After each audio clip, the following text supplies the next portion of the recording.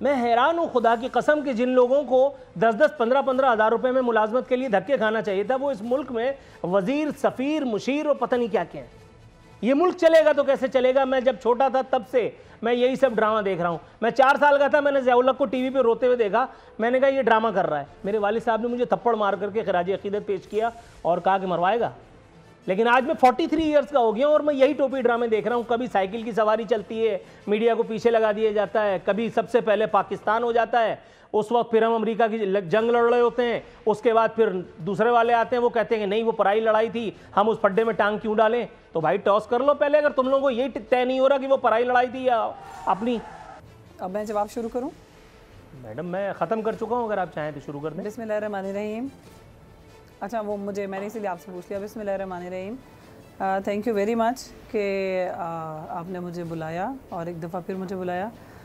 जो आपका एक तो पहले आपका जो इंट्रोडक्शन मैंने सुना, मैं कुछ एक दो बातें अगर मैं उसके ऊपर कह दूं और आप अगर उसको थोड़ा सा बुरा ना माने, अगर इजाज़त हो तो मैं ज़रा उस पर कुछ कह दूं, क्योंकि आपकी जो खुश गुफ्तारी है उससे तो किसी को इनकार नहीं है।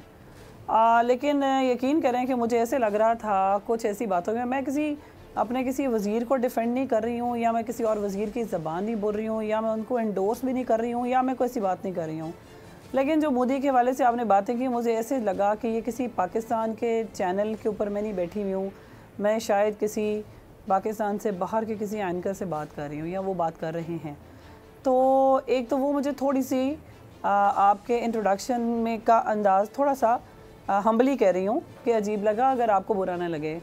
और दूसरा ये कि कहीं पे कोई भी बात क्यों ना हो जाए, उसके ऊपर जब आप ख़ुद भी एक इतने खुश गुफ्तार इंसान हैं, तो चवल और भंड जैसे जो अल्फाज हैं वो कानों को भले नहीं लगते। तो मेरी दरख्वास्त होगी कि जब भी आप बात करें और जिस मौजू पे भी आप बात करने लगें, अल्फाज का आपके पास वैसे काफ़ी बेहतर चुनाव है, लेकिन थोड़ा सा मज़ीद अगर एहतियात कर लें तो आने वाला मेहमान जो है वो उसको भी और अच्छा लगेगा। ठीक हो गया मैडम, दोनों बातें आपकी मैंने मनोन तस्लीम की। पहली वाली जो बात आपने की थी मैं उसका जवाब आपको दे देता हूँ। दूसरी वाली बात आपकी बहुत मुनासिब है, इसको मैंने ऐसे ही तस्लीम कर लिया, उस पर कोई डिबेट नहीं, डन हो गया। पहली वाली बात आपने जो कहा कि आपको लग रहा था कि आप किसी इंडियन चैनल पर बैठ के किसी इंडियन एंकर को सुन रही हैं। जब नून लीग वाले हुकूमत में थे तब उनको भी ऐसे ही लगता था मेरी बातें सुन करके। मेरा एक ज़बरदस्त किस्म का फंडा है कि जब मैडम आपने बात की तो मैंने बहुत आराम से सुना, आपने बात की तो मैंने बहुत आराम से सुना। अब मेरा जवाब सुन लीजिए, उसके बाद फिर आपका जवाब ठीक है ना। वैसे मैंने जवाब मांगा नहीं था आपसे जी, नहीं मैंने वैसे जवाब मांगा नहीं था, मैंने भी आपसे इंट्रो की एक्सप्लेनेशन नहीं मांगी थी, लेकिन आपने दिया ना इंट्रो की एक्सप्लेनेशन आपको देने का। नहीं मैडम नहीं, आप ठीक है पीटीआई से हैं, लेकिन ठीक है आप हेडमिस्ट्रेस भी तो नहीं है ना यहाँ पे। आपने कहा और मैंने तस्लीम किया, अब आपको जवाब मेरा सुनना पड़ेगा ना। तो ये मतलब वन बाय वन चलते हैं। सुने ही, मैं तो सुनने को बैठी हूँ। बताएं बताएं बता नहीं, मैं तो मैं बता रहा हूँ आपको, जरा सुनो तहम्मुल से सुनिएगा। आपने फरमाया कि इंडियन चैनल पर कोई कर बता रहा है, ये बात आपको ऐसा लग रहा था। मेरा फंडा ये है कि जो सियासत में लोग होते हैं जब वो अपोजिशन में होते हैं तो मैं उन्हें अच्छा लगता हूँ, मैं उन्हें मुहब्ब वतन लगता हूँ, मैं उन्हें पैशनेट पाकिस्तानी लगता हूँ। लेकिन जैसे ही उनके सर पर इक़्तिदार का उमा आके बैठ जाता है गलती से, तब उनके मिजाज जो है वो उसमें भी नज़ाकत शामिल हो जाती है। उनको मैं इंडियन दिखाई देने लगता हूँ, उनको मैं प्रो मोदी लगता हूँ। बहुत सारे ऐसे मामला हो जाते हैं। मेरे नामा अमाल में इंडिया के खिलाफ जितने प्रोग्राम हैं उतने मजमूई तौर पर अगर पाकिस्तान में किसी एंकर के हों तो मैं आपका गुनाहगार। ये तो हो गई मेरी सफाई, ठीक है। अब हम आ जाते हैं अपने सवाल पे। सिर्फ इतनी है कि अपने घर में आपसे 100 बातें की हों, अपने घर में आपने जितनी भी 100 बातें की हों वो एक अपने घर की बातें होती हैं, लेकिन उनको बहरहाल चले, मैं उस चीज़ के ऊपर फर्दर नहीं जाती, दैट्स नॉट अ डिबेट। क्या जो मतलब की बात है हम उसकी तरफ आते हैं। ये आप मतलब की बात की तरफ गई नहीं ना मैडम, आपने बात को फैला दिया।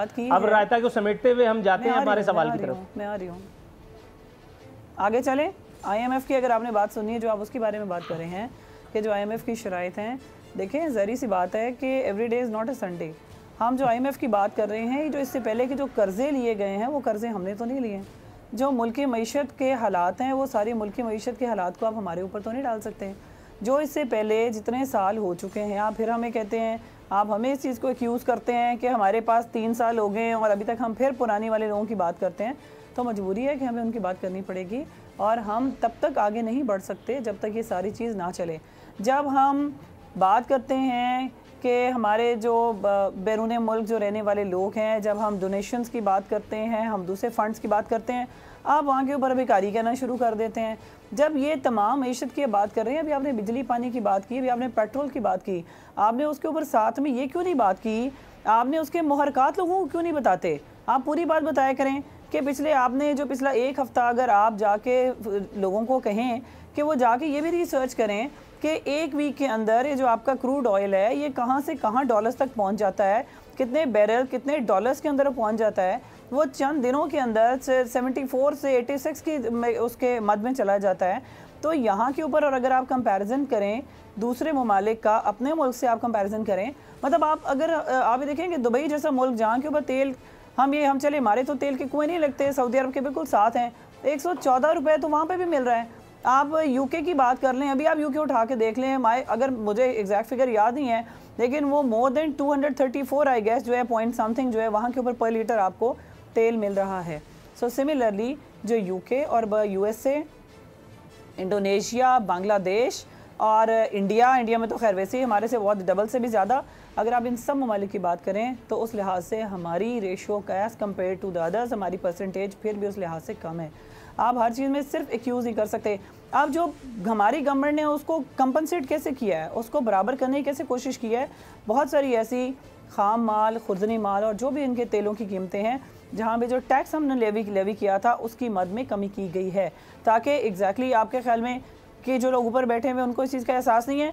मैं अगर यहाँ तक आपके स्टूडियो तक आई हूँ कि हमें गाड़ी में तेल डलवा के नहीं आई, क्या मुझे कोई आसमान से दरख्तों से मेरे पैसे भी उतरते हैं, तो हमें बड़े अच्छे तरीके से एहसास है गवर्नमेंट में रहने वालों को भी और जो गवर्नमेंट से बाहर हैं उन सबको भी इस चीज़ का बहुत अच्छा एहसास है। सिर्फ आप लोगों का राइट मैडम, थोड़ा सा तवक्कुफ कीजिएगा, मैं आपकी तरफ आता हूँ, थोड़ा सा वेट कीजिए, मैं प्रोग्राम में अपने दीगर मेहमानों को भी शामिल कर लूँ। दोनों मुअज़्ज़िज़ मेहमानों नादिर गबूल साहब और राना एहसान साहब, सर ज़हमत की इज़्ज़त माजरत, पहले नादिर गबूल साहब को ज़हमत कलाम देना चाहूँगा। नादिर गबूल साहब, सर कितनी दरिया दिल सरकार है मेरी, देखिए आपने लेवीज़ वगैरह से की इम्पोजिशन के ज़रिए अवाम को तकलीफ़ नहीं दी, फिर ये सनसनीखेज़ इंकशाफ के हुकूमत में जो बैठे हैं उनके सीने में भी दिल है और उस दिल में भी लोगों के लिए दरिया दिली और हमदर्दी है। ये सुन करके आपको अच्छा तो लग रहा होगा यकीनन?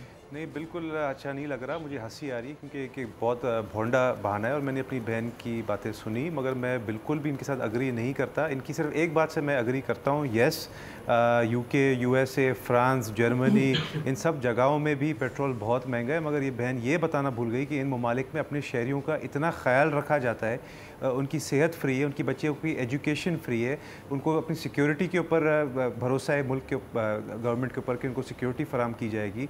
इंफ्रास्ट्रक्चर देखें, ओवरऑल माहौल देखें।